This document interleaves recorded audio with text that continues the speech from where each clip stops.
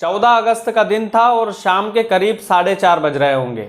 राजगढ़ जिले के ब्यावरा थाने में पुलिस वाले 15 अगस्त की तैयारियां कर रहे थे। आज़ादी के पर्व की तैयारियां कर रहे थे कि किस तरह से परेड होगी, किस तरह से सलामी दी जाएगी, किस तरह से झंडा फहराया जाएगा। इन सभी की तैयारियां चल रही होती है। तभी एक 20 साल का युवा जिसका नाम जय किशन था, वो अपने थाना परिसर में यानी कि ब्यावरा के थाना परिसर में दाखिल होता है और पुलिस को गौर से देख रहा होता है। पुलिस से कुछ कहता नहीं है। तभी एक पुलिस वाले की नज़र उस पर पड़ती है और उसे अपने नज़दीक वो पुलिस वाला उसे अपने नज़दीक बुलाता है और बोलता है कि क्या दिक्कत है। तब भी युवा कुछ नहीं बोलता है, घबराया हुआ होता है। तो पुलिस उसे बिठाकर पानी पिलाती है और फिर उससे पूछताछ करती है कि आपके साथ क्या हुआ है, आप घबरा क्यों रहे हैं। तभी वो एक शब्द बोलता है कि मुझसे बहुत बड़ा पाप हो गया है, मैंने बहुत बड़ा पाप किया है, मुझे सज़ा दीजिए। पुलिस वाले उसे डिटेल में बात करने की कहते हैं कि आखिर हुआ क्या है, हमें पूरी कहानी सुनाइए। तो युवक बोलता है कि आज मैंने अपनी माँ की हत्या कर दी है। एक 20 साल का लड़का, एक 20 साल का युवक जो अपनी माँ को मौत के घाट उतार कर आ रहा होता है, थाना परिसर में खुद सरेंडर करता है और पुलिस वालों के सामने कबूल करता है कि मैंने अपनी माँ की हत्या कर दी है। अब राजगढ़ वालों, कहानी में ट्विस्ट आता है। कहानी कैसे शुरू होती है मैं आपको बताता हूँ। इस कहानी की पूरी डिटेल सुनिएगा, अंत तक सुनिएगा।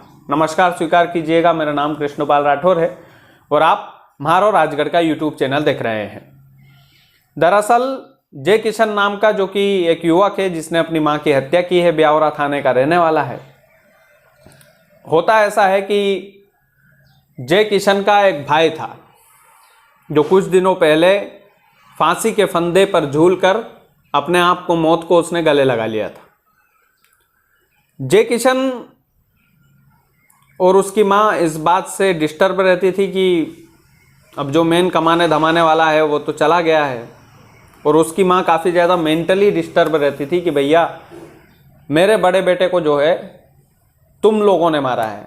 जो उसकी माँ की अलग संतानें होती, जय किशन और उसकी बहनें, उनको लगातार माता राम जो है ताने देती थी कि तुम्हारी वजह से मेरा बेटा चला गया, तुम्हारी वजह से मेरा बेटा चला गया।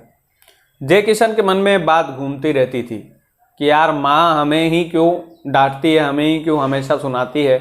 भाई की मौत में हमारा तो कोई हाथ नहीं था, पता नहीं क्यों फांसी लगा के मर गए भैया। ये चीज़ें चलती रहती है।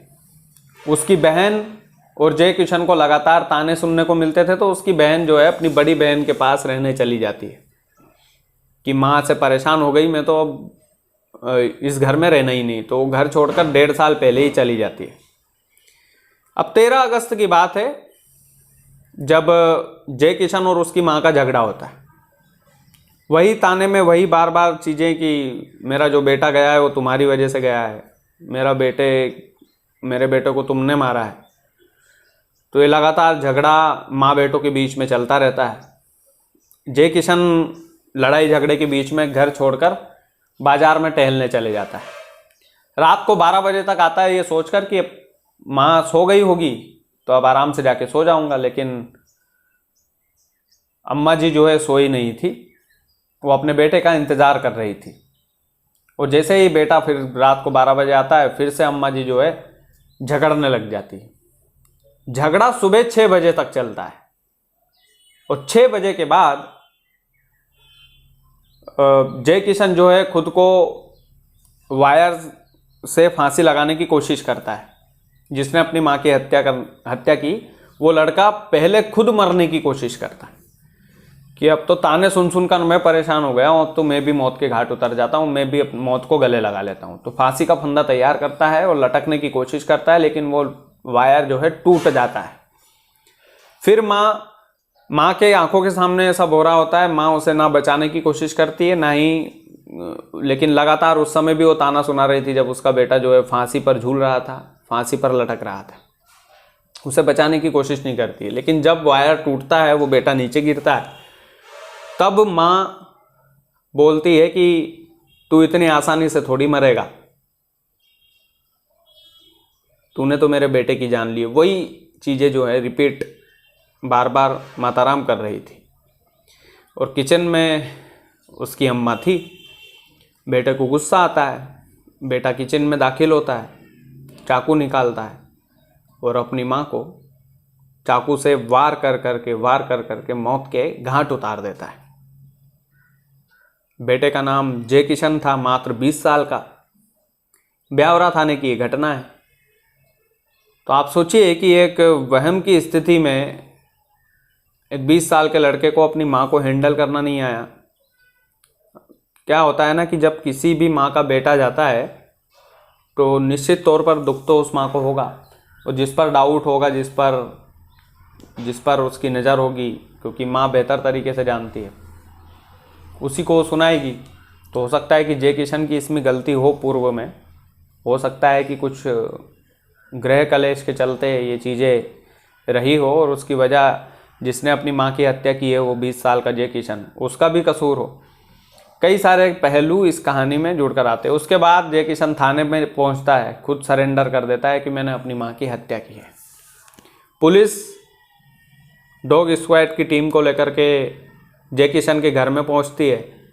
दरवाज़ा पहले से ही खुला रहता है तो अंदर दाखिल हो जाती है और फिर देखती है कि एक अम्मा जो है बिस्तर पर पड़ी हुई है, खून से लथपथ है और उसकी मौत हो चुकी है। वो होती है जय किशन की माँ। उसके बाद उस 20 साल के किशोर जय किशन को पुलिस हिरासत में लेती है। पूछताछ अभी जारी है। लेकिन अब सोचिए कि ये जो गृह कलेश है, इसमें एक बेटा अपनी माँ की हत्या कर देता है। अपराध किस चरम तक पहुंच गया है राजगढ़ जिले में कि एक बेटा अपनी माँ की हत्या कर देता है। तो ये मुझे तो पर्सनली बुरी लगी ये चीज़ कि ऐसा कैसे हो सकता है। और 20 साल का लड़का जिसको इतनी समझ नहीं होगी, शायद जिसका बौद्धिक विकास इतना नहीं हुआ होगा, और पूर्व में जो चीज़ें हुई वो अगर घर में हम घसीटते हैं, घर में अगर ये चीज़ें चलती है, गृह कलेश होता है, तो निश्चित तौर पर ये चीज़ें दिमाग में घूमती है। और ऐसा ही कुछ हुआ होगा जय किशन के साथ, जिसने अपनी माँ को मौत के घाट उतारा और चाकू से गोद कर उनकी हत्या कर दी। जिस माँ ने पाला पोसा बड़ा किया, जिस माँ ने, देखिए कोई भी माँ अपने बेटे का बुरा नहीं चाहती है, लेकिन ये जो चीज़ें थी ये दोनों तरफ से मुझे स्थिति थोड़ी इसमें डामाडोल लगी कि माँ भी लगातार ताने सुना रही थी और बेटा जो है सुन भी रहा था, लेकिन परिस्थिति को शायद संभाल नहीं पाया हो वो। तो ये चीज़ें रहीं। बाकी ये कहानी मुझे सुनाना ज़रूरी हो गया था, क्योंकि ऐसी चीज़ें, ऐसा कदम आप ज़िंदगी में कभी मत उठाना कि भाई अपने परिवार वालों और एक बेटा अपनी माँ की हत्या कर दी। ये कहाँ तक ठीक था। बाकी आपने इस कहानी से क्या सीखा बताइएगा। बहुत बहुत धन्यवाद।